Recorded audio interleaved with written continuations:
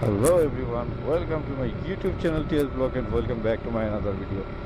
I hope আপনারা সবাই ভালো আছেন, আমিও খুব ভালো আছি আলহামদুলিল্লাহ। দেশ এবং দেশের বাইরে থেকে যারা আমাকে প্রথমবারের মতো দেখছেন প্লিজ লাইক কমেন্ট শেয়ার করে দিবেন বিকজ আমার এই চ্যানেলটি সম্পূর্ণ নতুন। তো সাবস্ক্রাইব করে দিয়ে বেল আইকনটি প্রেস করে আমার পরিবারের সদস্য হয়ে যাবেন। So viewers, this is my bluebird. তাকে অনেক দিন ধরেই ভাবছি সার্ভিস করাবো, বাট সার্ভিস করানো হচ্ছে না নিজের অলসতার কারণে। আর তাকে সার্ভিস না করেই আমি ঢাকা থেকে খুলনা বাগেরহাট সব কিছু টুই করে আসছি, বাট তাকে এখনও সার্ভিস দেওয়া হয়নি। সে এখন আমার আর কথা শোনে না, এখন তাকে সার্ভিস দেওয়াই দরকার। এই জন্য সকাল সকাল বেরিয়ে গেলাম সার্ভিস দেওয়ানোর জন্য। তো আমি সার্ভিস দিতে আসছি অলরেডি ভুইগড়ে আমার এক পরিচিত দোকান মানিক ভাইয়ের কাছে। তো দেখি সার্ভিসটা করাই। অলরেডি আমি ৮৭৩২ কিলো চালিয়ে ফেলেছি, আর ৮০০০ কিলো যেহেতু রান হয়ে গেছে তার মানে তাকে একটা সার্ভিস দেওয়া দরকার। তো আমি সার্ভিসটা করাবো আজকে ইনশাল্লাহ, দেখি। তো দেখতে থাকুন, লেটস সি দ্য ব্লগ।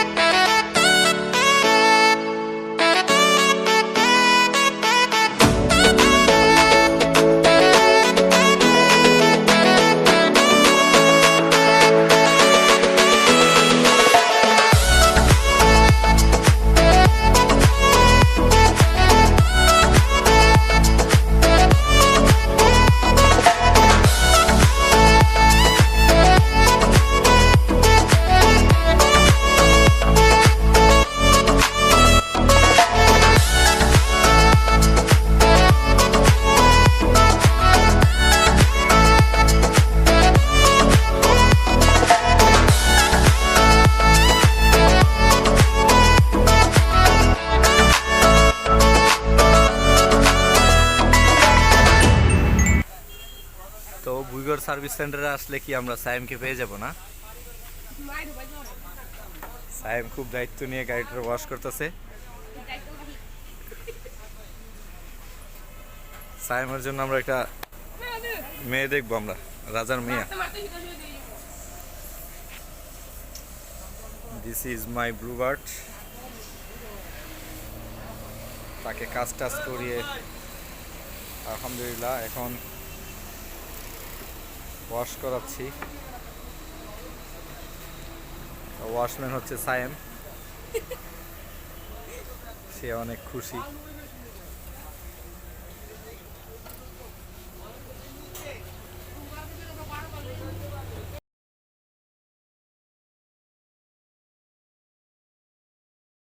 আলহামদুলিল্লাহ অবশেষে আমার ব্লুবার্ডকে সার্ভিস করিয়ে সে আমার হাতে এখন। তো অনেকদিন ধরেই ভাবছিলাম সার্ভিস করাবো, বাট অবশেষে করেই ফেললাম। তো এখন চালিয়ে মনে হচ্ছে যে আসলেই এটা একটা পাগলা ঘোড়া। ওরে টান, ওরে রেডি পিক আপ। আসলে মানুষের বয়স হয়, মানুষ বুড়ো হয়ে যায়, বাট বাইক পুরনো হলেও বাইক বুড়ো হয় না। আপনি যত বাইকটিকে সার্ভিস করবেন তত বাইকটি আপনাকে ভালো সার্ভিস দিবে। আসলে আপনি যদি তার কাছ থেকে কিছু পেতে চান, তাকে তো অবশ্যই কিছু দিতে হবে।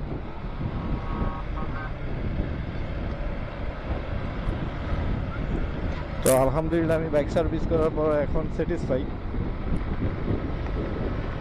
ওরে ওরে টান, ওরে। তো আলহামদুলিল্লাহ আল্লাহ পাকের দরবারে লাখো কোটি শুকরিয়া যে আমি বাইকটি সার্ভিস করাবো করে অলরেডি করিয়ে ফেলেছি। আর বাইকটি এখন চালিয়ে মনে হচ্ছে যে সে আসলে আরও 8-10 হাজার কিলো চালানো যাবে।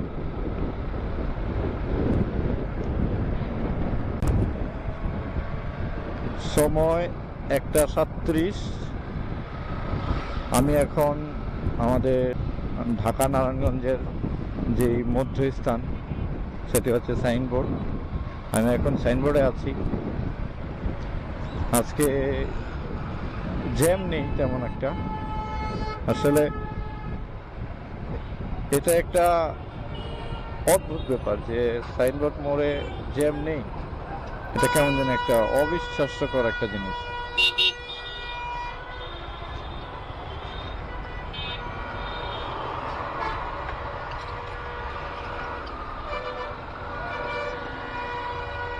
সাইনবোর্ডে জ্যাম থাকবে না এটা কি আর হয়? আসলে জ্যামের কারণ হচ্ছে ওই যে আমার মাথার উপরে দেখছেন একটি ফুটওভার ব্রিজ।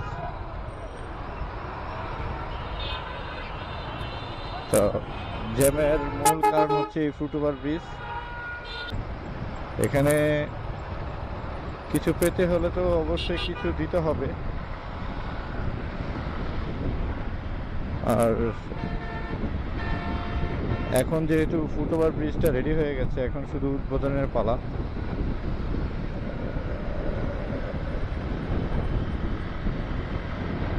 উদ্বোধন হয়ে গেলে আসলে আমাদের যে জ্যাম জট সেগুলো আর থাকবে না আশা করি। তো এতদিন কষ্ট করেছি বিদায় এখন একটু ভালো কিছু পাবো আশা করি আর কি। আপনারা যখন হাইওয়েতে রাইড করবেন তখন আসলে হাইওয়ে না, হাইওয়ে হোক আর সিটিতে হোক আর নর্মাল বাসার পাশে রাস্তা হোক, কারণ অ্যাক্সিডেন্ট তো অ্যাক্সিডেন্ট যে কখন চলে আসে কখন হয়ে যায় আসলে বলাটা অনেক টাফ। তো আমার কথা হচ্ছে যে এই যে আপনার ডানের এবং বামের দুইটা লুকিং গ্লাস দিয়েছে, আপনি 10 সেকেন্ড অন্তর অন্তর লুকিং গ্লাসে তাকাবেন, এতে করে আপনার ভালো হবে। কারণ পিছন থেকে যে কখন কোন গাড়ি চলে আসে আর কখন কিভাবে ধাক্কা লেগে যায় সেটা আসলে আপনি বুঝতে পারবেন না। আর হাইওয়েতে সবচেয়ে বড় সমস্যা হচ্ছে উল্টো পথে সিএনজি, রিক্সা, ভ্যান এগুলা বেশি চলাচল করে, আর এগুলাই অ্যাক্সিডেন্টের মূল কারণ হয়ে দাঁড়ায়। সিএনজি দিয়ে আমার সাথে সাথে চালায়।